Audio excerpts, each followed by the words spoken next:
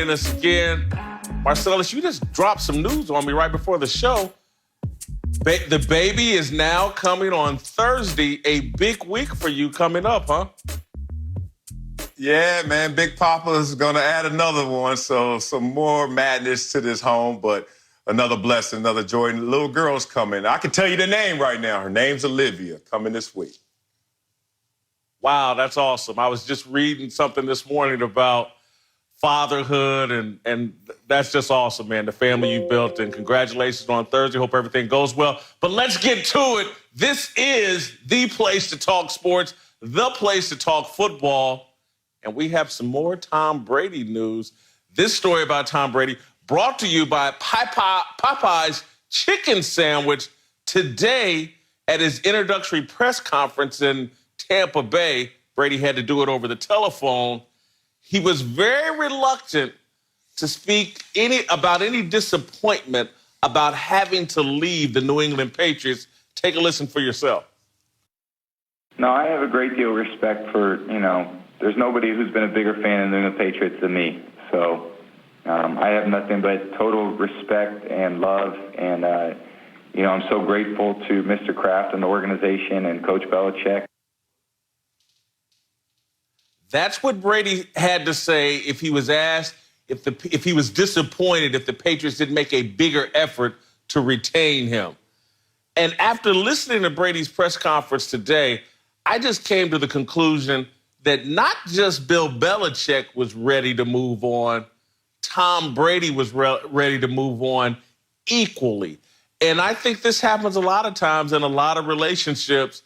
Maybe there's one side of the party. Maybe it's the man. Maybe it's the woman. Maybe it's the wife. Maybe it's the husband. Somebody decides first, you know what? I'm kind of over this. And maybe that was Belichick a few years ago when he tried to trade Tom Brady. But Tom Brady got right there in equality with Bill Belichick in terms of wanting to be done with this.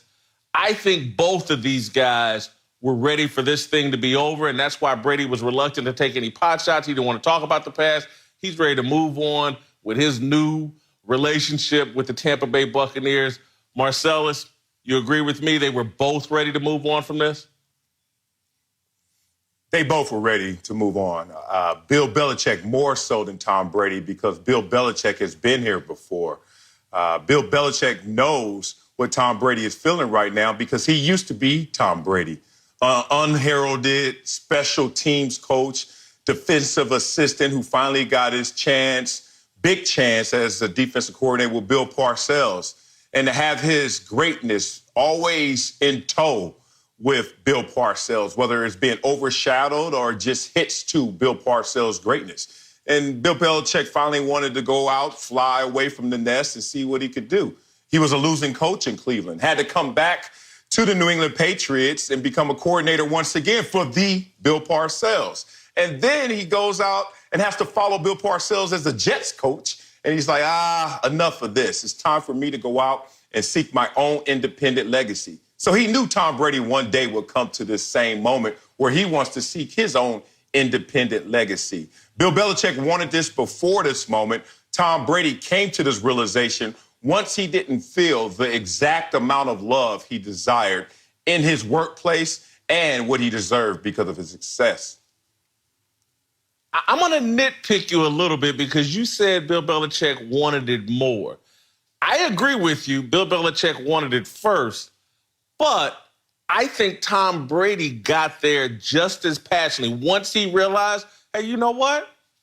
This guy isn't as into me as he once was. I think he met Bill Belichick's enthusiasm in the last year or a year and a half. He met Bill Belichick's enthusiasm to get the hell out of New England and go prove. And again, I think this is a mistake on Tom Brady's part, but I think he equally wanted out of New England. That's why he didn't make some great effort. If he had gone to Robert Kraft's house and said, hey, man, we got 20 years. Let's do 22. Let's make it happen by any means necessary. This relationship would have continued. But instead, I think Tom Brady was like, man, I'm just like Belichick. I'm over this. I'm done with it. The kids are grown. Gronk's moved out of the house to college. Randy Moss is in the Hall of Fame. Ty Law's in the Hall of Fame. Willie McGinnis, Teddy Bruce, he got great TV careers. We raised all of our kids. Hey, the bad kid went to jail, Aaron Hernandez, and he's gone. I think just like a lot of married couples, this was an empty nest household, and they looked at each other and said, you know what? I'm going to go get me a pretty young thing or something new. I'm over this. I think Tom Brady, just as much as Belichick, I agree with you, he wasn't first, but he's right there with Belichick in like, let me do something else. Look, I will agree that they matched enthusiasm, but they got their different times and they got their different ways. Bill Belichick was able to freeze Tom Brady's heart over. And Tom Brady still had love for the Patriots, still had love for that position, that title of being the GOAT and the quarterback of the Patriots. But what happened was Bill Belichick stopped returning those phone calls. And when he did pick up the phone, he wasn't as warm as Tom Brady remembered. So Tom Brady arrived at this place, but Bill Belichick was the one encouraging Tom Brady to even come to the same realization he did, which is it's okay to go out there and figure out how great you can become without someone else overshadowing you. So that Bill Parcells relationship, which really fueled Bill Belichick in many ways, if you really dive into his resume, you can realize that he knew one day that Tom Brady was going to have to get to the same point. Prematurely, some thought that Bill Belichick looked at Tom Brady as a has-been. This was in 2017, and Tom Brady has won a Super Bowl since then, but Bill Belichick stopped answering the phone with the same warmth and the same understanding that he once did. Listen, we've been talking about this for months. Let's try to put a bow on it. Brady's had his press conference in Tampa Bay. So let me ask you, and we've asked this a million times, but let's ask it one more time.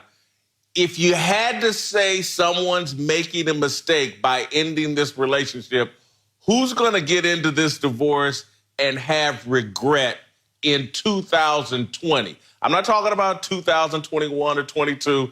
In 2020, when that season kicks off, who's going to have the most regret? Absolutely, it's going to be Bill Belichick and the New England Patriots. They're going to realize that it's a team game, and as great as Tom Brady is, you have to dress him up with the proper resources in terms of weapons and receivers and the proper running game and the defense, all in coordination for Tom Brady to be at his best. So what they're going to come to realize is no matter who's under center, good or bad, no matter who's out there in their weapons, that it's a coordinated effort. And that realization is going to make them realize it wasn't all on Tom Brady. I think right now, when you do your assessment of the Patriots, they were 12-14, kind of glossy. But then you look at Tom Brady and you start to nitpick without fully realizing he didn't have weapons. He had a 35-year-old Julian Edelman coming off PEDs because he realizes he doesn't have much left. That was his number one target. So I think all those things are going to come into understanding when the season starts, and they're going to realize, ooh, we let a good one go. All right, I got to admit, I've been all over the map on this one. I tend to think Brady's going to miss these guys a little more. But, and again, I'm actually leaning today in this moment that Belichick in 2020 is going to miss Brady more. And it's because of the culture. I was reading something Mike Lombardi wrote this week that I thought was really good. I think it was yesterday or this morning, that was really good about the relationship and how Brady was central to creating that culture that they have in New England. Certainly, Bill Belichick deserves the credit for coming up with the recipe. But damn it, Tom Brady was right there in that kitchen with him, cooking up that culture, bought into it, was a willing servant of that culture for 20 years and helped set that tone. I think Brady's value in terms of going to special teams meetings, allowing Belichick to coach him like he was a special teams player. It's no different than what Greg Popovich found when Tim Duncan walked away, when Manu Ginobili, when Tony Parker, when that big three with the San Antonio Spurs, and the next thing you know, Pop is having to lean into Kawhi, and no shot at Kawhi, but he's different than Tim Duncan. He's not a part of that culture, and things didn't go well. Greg Popovich, arguably the best coach in the NBA since Red Auerbach, or certainly right there with Phil Jackson. And they had a culture in San Antonio that Popovich hasn't been able to duplicate since Tim Duncan left. I think removing Tom Brady from this culture in 2020, Bill Belichick's going to be sitting there like, I need Tom in this kitchen cooking with me. This lasagna don't taste the same. All right, let's move on to the Indianapolis Colts, who we've learned have made a very interesting decision. Tom Brady had interest in the Indianapolis Colts. The Colts didn't have interest in Tom Brady, seemingly. They chose Phillip Rivers and a one-year deal rather than potentially Tom Brady coming into the house that Peyton Manning built. Marcellus, is it crazy that the Colts chose Phillip Rivers over Tom Brady? Not crazy at all. This is smart football right here. One, the familiarity, obviously, and the head coach, Frank Reich, who was in San Diego with Phillip Rivers for 3 years. And 2013 especially stands out because Phillip Rivers was the comeback player of the year, and that was under Frank Reich as his offensive coordinator. Now, you have to respect that familiarity, that relationship, because when you start to get into a short-term deal, whether it was a one-year deal with Phillip Rivers or the consideration of Tom Brady for a couple of years, you need to hit the ground running, especially in the conditions that this entire world is dealing with the coronavirus. You need to have familiarity. I think that was a large part of why Phillip Rivers had the leg up over Tom Brady. But also, you brought up the house that Peyton Manning built, and then Peyton Manning is asked to depart, and then you bring in his arch nemesis and Tom Brady. That just didn't fit conveniently. And for people out there who keep looking down at Phillip Rivers, he's not a slouch. Fun fact for you all, he actually had a higher passer rating than Tom Brady did last year, despite Tom Brady throwing for more touchdowns and fewer interceptions.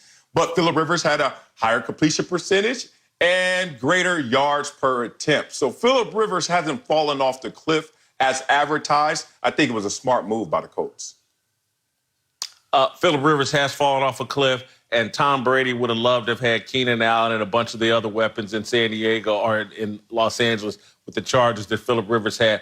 I do think it's a bit crazy not to kick the tires on this, to show no interest. When you show no interest, that to me says Jim Irsay, the owner of the Colts, was kind of leaning into, man, can we really let Tom Brady come to Peyton Manning's house? With that, I don't think he felt like that would land well with hardcore sports fans in Indianapolis or their continuing relationship with Peyton Manning. We still don't know what Peyton Manning is going to do post-career.